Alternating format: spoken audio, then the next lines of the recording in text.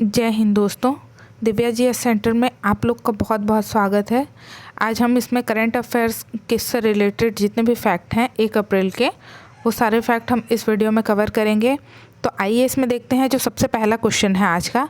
जो सबसे पहला क्वेश्चन है वो है, हाल ही में किसने लोकपाल के न्यायिक सदस्य के रूप में शपथ ली।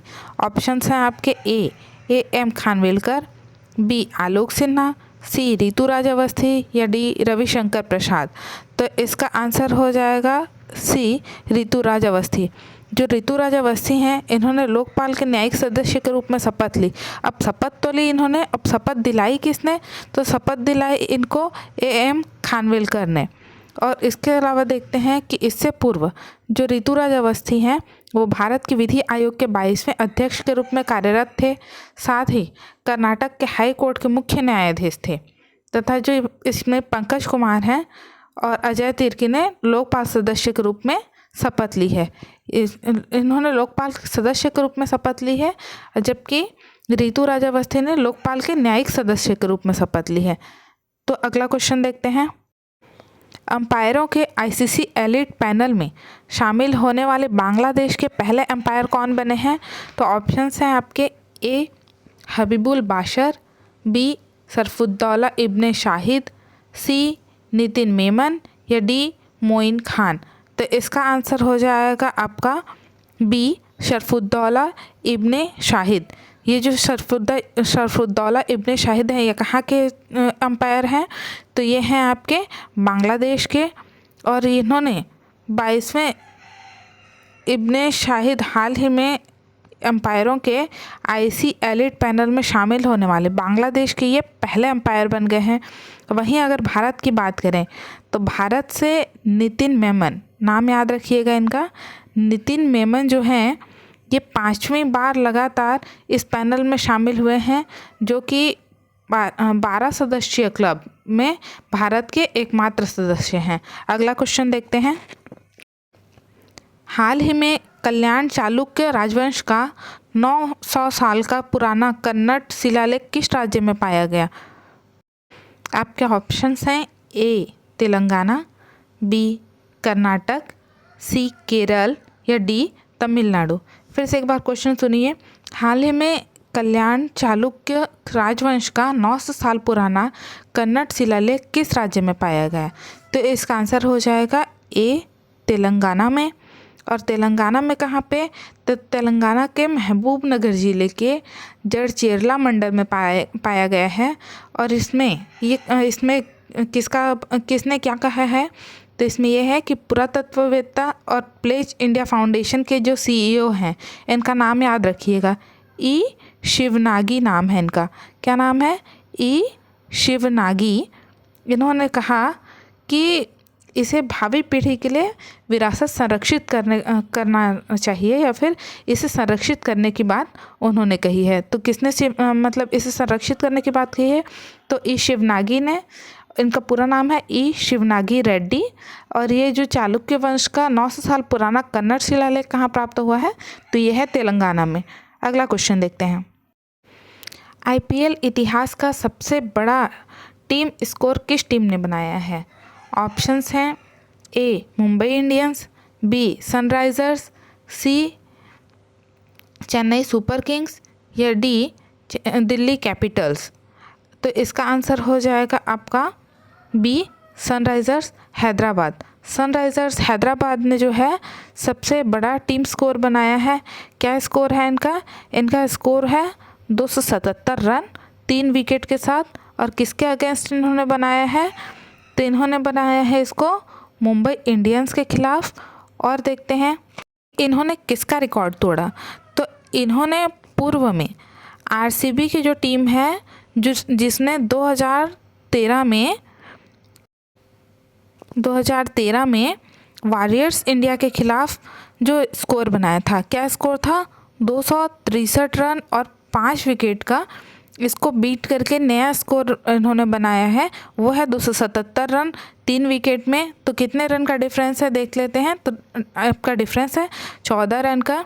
और आप इसके साथ इसमें कमेंट कीजिए कि अब तक सबसे ज़्यादा आईपीएल जीतने वाली कौन सी टीम है। तो अगला क्वेश्चन देखते हैं, अगला क्वेश्चन है आपका, जम्मू कश्मीर और लद्दाख उच्च न्यायालय के अतिरिक्त न्यायाधीश, ध्यान दीजिए अतिरिक्त न्यायाधीश के बारे में कहा गया है कि जम्मू कश्मीर और लद्दाख उच्च न्यायालय के अतिरिक्त न्यायाधीश के रूप में किसे नियुक्त किया गया है। ऑप्शंस हैं आपके, ए justice Mohammad Yusuf Wani, B justice N Koteshwar Singh, C justice Anoop Kumar Sinha या डी जस्टिस रमेश मिश्रा। तो आपका आंसर हो जाएगा ए जस्टिस मोहम्मद यूसुफ वानी। जस्टिस मोहम्मद यूसुफ वानी को जम्मू कश्मीर और लद्दाख उच्च न्यायालय के न्यायाधीश के रूप में नियुक्त किया गया है, अतिरिक्त न्यायाधीश के रूप में। जस्टिस मोहम्मद यूसुफ वानी को इन्होंने मतलब शपथ ली और इसके साथ ही ये हाई कोर्ट में मतलब जो जम्मू कश्मीर का हाई कोर्ट है, जम्मू कश्मीर और लद्दाख का हाई कोर्ट, इसके साथ ही इसमें कुल जजों की जो संख्या है वो 16 हो गई है। हो सकता है किसी एग्ज़ाम में पूछ ले कि जो यूनियन टेरिटरी है आपका जम्मू कश्मीर और लद्दाख, यहाँ अब कितने टोटल जज हैं हाई कोर्ट में यहाँ के, तो आप याद रखिएगा 16 जज हैं अब। अगला क्वेश्चन है, कौन सा खाड़ी देश पहली बार मिस यूनिवर्स प्रतियोगिता में भाग लेगा। ऑप्शंस हैं, ए सऊदी अरब, बी कतर, सी बहरीन या डी आर्मेनिया। आप लोग एक काम कीजिएगा, आंसर आप लोग बाद में सुनिए, पहले आप लोग अगर आपको आता है तो कमेंट कीजिए कि इस नंबर क्वेश्चन का ये आंसर है, उसके बाद आप लोग आगे आंसर देखिए। इससे क्या है, आप लोग का खुद का नॉलेज ही बढ़ेगा, ठीक है। तो इसका आंसर देखते हैं, इसका आंसर होगा ए सऊदी अरब। सऊदी अरब जो खाड़ी देश है, यहाँ किसी कंटेस्टेंट ने पहली बार मिस यूनिवर्स का जो प्रतियोगिता है इसमें भाग लिया है, और साथ ही साथ इसमें किसने भाग लिया है, तो इनका नाम है रूमी अल कहातानी। रूमी नाम है इनका, रूमी अल कहातानी। ये जो मुस्लिम कंट्रीज़ हैं उनमें से या जो खाड़ी देश हैं वहाँ के सऊदी अरब से ये पहली प्रतिभागी होंगी जो मिस यूनिवर्स के लिए भाग ले रही हैं। और इन्होंने इसके साथ ही इससे पूर्व में मिस मिडिल ईस्ट और साथ ही साथ मिस अरब वर्ल्ड पीस 2021 का खिताब जीता है। तो याद रखिएगा कि पहली बार मिस यूनिवर्स प्रतियोगिता में भाग किसने लिया है, किस देश ने, तो वो होगा सऊदी अरब। अगला क्वेश्चन है, म्यांमार में भारत के नए राजदूत के रूप में किसे नामित किया गया है। ऑप्शंस हैं, ए अभय ठाकुर, बी अभिषेक सक्सेना, सी दीपक सिन्हा या डी सैयद अबरुद्दीन। तो इसका आंसर हो जाएगा आपका ए अभय ठाकुर। अभय ठाकुर को म्यांमार में भारत के नए राजदूत के रूप में नामित किया गया है। बात करते हैं अभय ठाकुर की, तो अभय ठाकुर एक अनुभवी राजनयिक हैं। ये भारत में मतलब भारत के नए राजदूत के रूप में म्यांमार में नामित हुए हैं। तो इनका मतलब कैसे नामित हुए, ये जो हैं ये कौन है, तो ये भारत के 1992 बैच के IAFS ऑफिसर हैं। साथ ही साथ ये वर्तमान में विदेश मंत्रालय में कार्यरत हैं। और इसके अलावा देखते हैं इनके बारे में, तो ये जो मतलब लास्ट हमारे यहाँ इंडिया में G20 हुई जिसकी मेज़बानी भारत ने की थी, इसके वार्ता का मार्गदर्शन करने वाली टीम के ये प्रमुख सदस्य थे। आप लोग कमेंट करके बताइएगा कि भारत में जो लास्ट G20 समिट हुआ वो G20 समिट्स जो होते हैं वो कौन से क्रम का G20 समिट था। अगला क्वेश्चन देखते हैं, लैंको अमरकंटक पावर लिमिटेड का अधिग्रहण किसने किया जिसे CCI ने मंजूरी दे दी है। ऑप्शंस हैं आपके, A Tata power, B Adani power limited, C Reliance industry या डी इनमें से कोई नहीं। तो इसका आंसर हो जाएगा आपका B Adani power limited.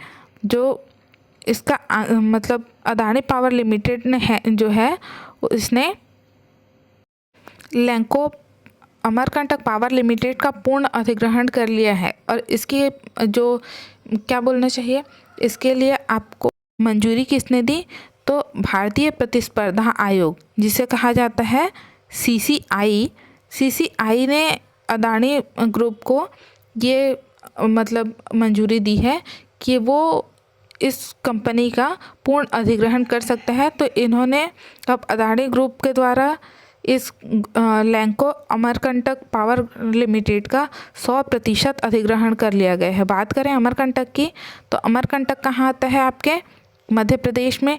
Madhya Pradesh की राजधानी है आपकी भोपाल। मध्य प्रदेश के सीएम हैं मोहन यादव और साथ ही यहाँ के राज्यपाल हैं विष्णुदत्त शर्मा। अगला क्वेश्चन देखते हैं। जो 9वां क्वेश्चन है वो है, हाल ही में किसे राष्ट्रीय जांच एजेंसी, जिसे कहते हैं एनआईए का प्रमुख नियुक्त किया गया है। तो ऑप्शंस हैं आपके ए राजीव कुमार शर्मा, बी सदानंद वसंत दाते, सी अजय आनंद अभिनव शर्मा, अजय आनंद या फिर अभिनव शर्मा। तो इसका आंसर हो जाएगा आपका बी सदानंद वसंत दाते। सदानंद वसंत दाते जो हैं ये महाराष्ट्र कैडर के अधिकारी हैं और राष्ट्रीय जांच एजेंसी के अब प्रमुख नियुक्त इनको किया गया है। इसके अलावा जो पीयूष आनंद हैं इनको एनडीआरएफ के महानिदेशक के रूप में नियुक्त किया गया है और जो राजीव कुमार शर्मा हैं इनको पुलिस अनुसंधान और विकास ब्यूरो बीपीआरडी का महानिदेशक नियुक्त किया गया है। अगला क्वेश्चन देखते हैं। हाल ही में जिनेवा में अंतर सदस्यीय संघ की 148वीं बैठक में भारतीय प्रतिनिधिमंडल का नेतृत्व किसने किया। ऑप्शंस हैं आपके ए हरिवंश नारायण सिंह, बी राजनाथ सिंह, सी वेंकैया नायडू या डी आर के सिन्हा। तो आपका आंसर हो जाएगा ए हरिवंश नारायण सिंह। हरिवंश नारायण सिंह को जिनेवा जो कि स्विट्ज़रलैंड में है के अंतर संसदीय संघ की 148वीं बैठक में भारतीय प्रतिनिधिमंडल का नेतृत्व किया गया है इनके द्वारा। और ये कौन है, तो ये भारत के जो राज्यसभा है उसके उपसभापति हैं। और जो बात करते हैं अंतर संसदीय संघ, अंतर संसदीय संघ क्या है, तो ये जो है आपका एक अंतर्राष्ट्रीय संगठन है और इसकी स्थापना 1889 में की गई थी। ठीक है, जाते जाते आप लोग सुन के आज के क्वेश्चन आंसर कमेंट करते जाइएगा। आज का क्वेश्चन है कि हाल ही में भारत रत्न अवार्ड कितने लोगों को दिया गया और इनमें से जितने भी लोगों को दिया गया उसमें से कितने जीवित और कितनों को मरणोपरांत दिया गया। आप लोग को इसके बारे में जितना भी अगर डिटेल पता है आप लोग उतने डिटेल के साथ कमेंट कीजिएगा। और अगर वीडियो अच्छा लगा तो अपने दोस्तों के साथ शेयर कीजिए, चैनल को सब्सक्राइब कीजिए और साथ ही अब नोटिफिकेशन बिल को ऑन कर दीजिए ताकि जब भी वीडियो डले तो आप लोग के पास सबसे पहले नोटिफिकेशन आ सके। Thank you.